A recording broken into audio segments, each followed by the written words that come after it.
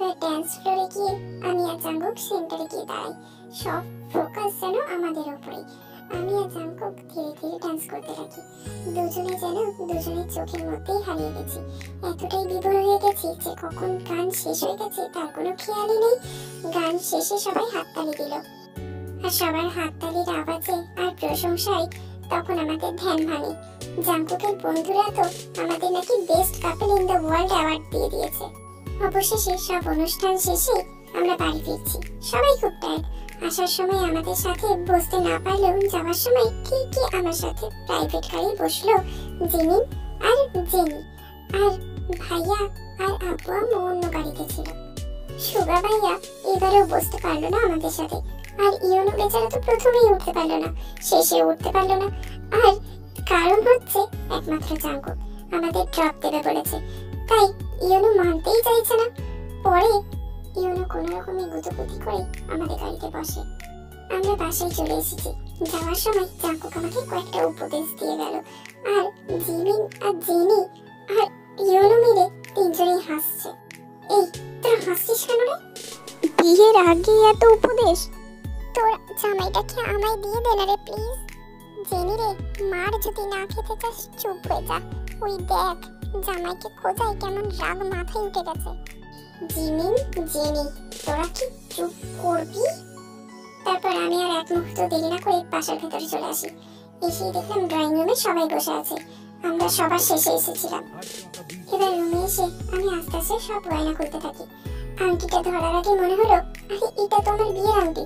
কি সর্বনাশটাই না হতো যদি এটা খুলে ফেলতাম। অনেকক্ষণ ধরে আংটিটার দিকে তাকিয়েছিলাম আর তার কথা ভাবছি, শুধু তারই কথা ভাবছি। এমন সময় শাড়ি খোলার সময় হঠাৎ বারান্দায় খেয়াল করতেই দেখলাম জাঙ্কুকের মতো কেউ যেন আমার রুমে ঢুকছে। কিন্তু পরক্ষণে ভাবলাম অতিরিক্ত চিন্তার কারণেই বোধহয় এইসব দেখতে পাচ্ছি।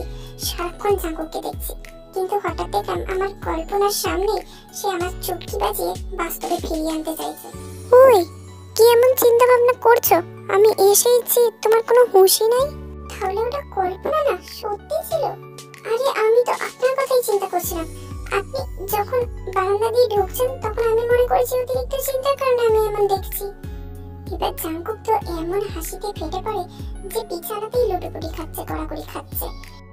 এই তো ভালোবাসাতে তুমি আমায় যে কোনটা আমি আর কোনটা তোমার কল্পনা বুঝতেই পারছো না।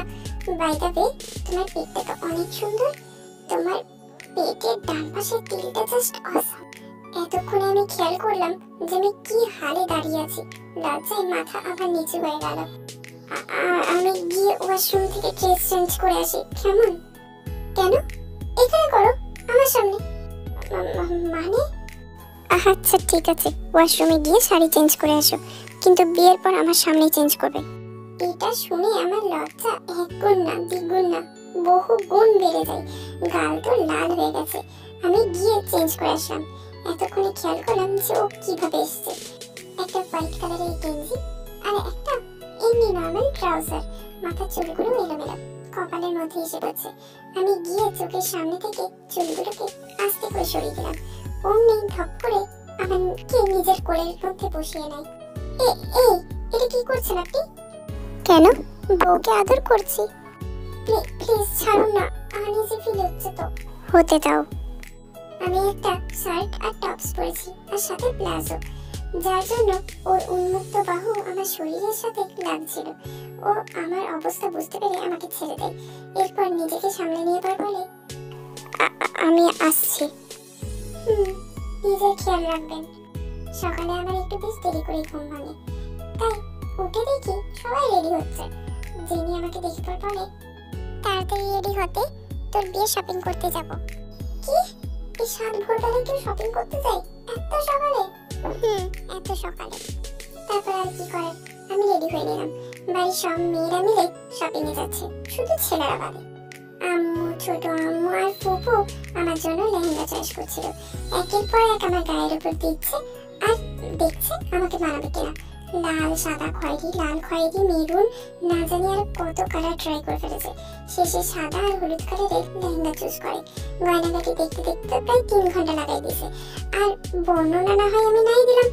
তারপর আবার জেন্টস সেকশনে গিয়ে জাঙ্কুকের জন্য শেরওয়ানি নেওয়া হলো। আমরা শুধু মেহেন্দি আর গায়ে হলুদের জন্য লেহেঙ্গা কিনলাম, আর আমার বিয়ের লেহেঙ্গা জাঙ্কুকের পরিবার কিনবে। শপিং শেষ হলো প্রায় রাত 8টা বেজে যায়। আমরা সবাই টায়ার্ড হয়েছিলাম, তাই বাড়ি চলে আসি। পরদিন ভার্সিটিতে গিয়ে সবাইকে বিয়ের জন্য ইনভাইট করে আসি, বিশেষ করে ফ্রেন্ডসদের। মেয়েরা সবাই আমাকে দেখে চলছিল, কারণ আমার জাঙ্কুকের সাথে বিয়ে হয়েছে। অনেকগুলোকে দেখলাম কান্নাই করে ফেলেছে, আর ছেলেরা অসহায়ের মতো আমাকে দেখছিল। ভার্সিটির আরো যারা মেয়েরা আমাকে নিয়ে গসিপ করছিল, তাদের কথা শুনছিলাম আর হাসছিলাম। অবশ্য তাদেরকে বিয়েতে ইনভাইট করে আসলাম, তাদের তো রাগে গা ঝোলে পুড়ে একাকার। সন্ধ্যায় আমার মেহেন্দি অনুষ্ঠান চলছে। সাদা লেহেঙ্গাটা পরলাম, সবাই মিলে আমার হাতে মেহেন্দি লাগাচ্ছে। জাঙ্কুকও দেখলাম সাদা পাঞ্জাবি পরে রয়েছে। মেহেন্দি অনুষ্ঠান শেষে নাচ গান আরো কত কি হয়। রাত 2টার সময় অনুষ্ঠান শেষ হয়। 3 দিন পর আমার গায়ে হলুদ। আমাকে সাজানো হচ্ছে, হলুদ লেহেঙ্গা, চোখে গোল্ডেন আইশ্যাডো, গালে গোল্ডেন ব্লাশ আর হালকা লিপস্টিক, কানে বড় বড় ঝুমকো। জাঙ্কুকও হলুদ পাঞ্জাবি পরেছে, চুলগুলো জেল দিয়ে সেট করা, হাতে ঘড়ি। হঠাৎই চোখ গেল আমার জেনের দিকে। ও যেন কেমন কেমন করছে, একটু জিজ্ঞেস করতেই কেঁদে দেয়। সাথে তো এবার চিমিরা যোগ দেয়। আমরা একে অপরকে জড়িয়ে ধরে কাঁদতে আছি। একটু পরে আম্মু আর ছোট আম্মু এসে আমাকে নিয়ে যায়। একে একে সবাই আমাদের গায়ে হলুদ লাগালো। প্রথমে বড়রা, তারপর ছোটরা। সবাই আমাকে নিয়ে সেলফি তুলতে ব্যস্ত। ফটোশুটও হচ্ছিল। ক্যামেরাম্যান একবার এদিকে তাকাতে পারে, তো একবার ওদিকে তাকাতে পারে, একবার এ হাত ধরতে পারে, তো একবার চোখের দিকে রাখতে পারে। এর মাঝে জাঙ্কুক করলো আরেকটা গন্ডগোল। সে আমাকে কোলে নিয়ে ক্যামেরাম্যানকে ছবি তুলতে বলল। আমি তো বেশ লজ্জায় পড়ে গেছি, লজ্জায় তো মরি মরি অবস্থা।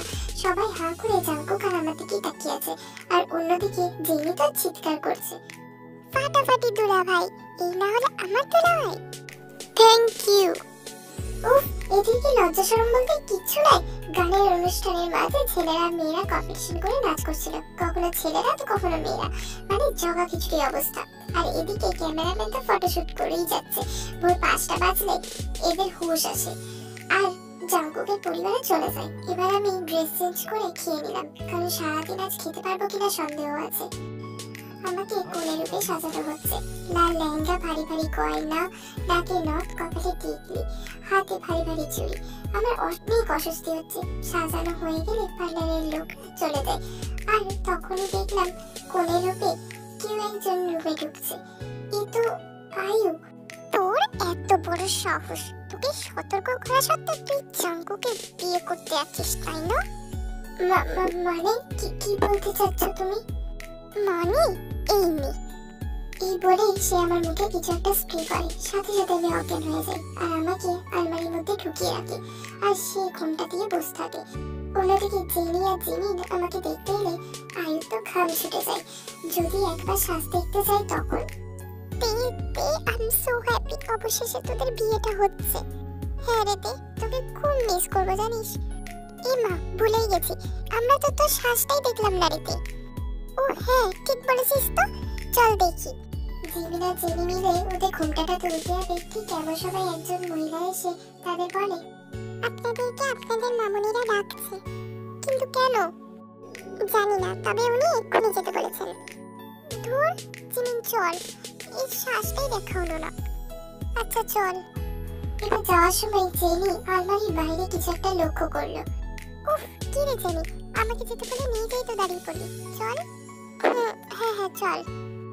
জিমিন এবার রুম থেকে দ্রুত হেঁটে বেরিয়ে চলে যায়, কিন্তু জেনি তখনও চিন্তা করতে থাকে। এদিকে কোনিকে নিয়ে যাওয়া হয় নিচে। কি রে জেনি, আয়। জি আম্মু, আসছি। জেনির আম্মু চলে যাওয়ার পর সন্দেহের বশে জেনি আবার সেই রুমে যায়। আলমারি খুলতেই তেকে দেখতে পায়। তে, এই তে, ওঠ, পানি কই। হ্যাঁ, ওঠ।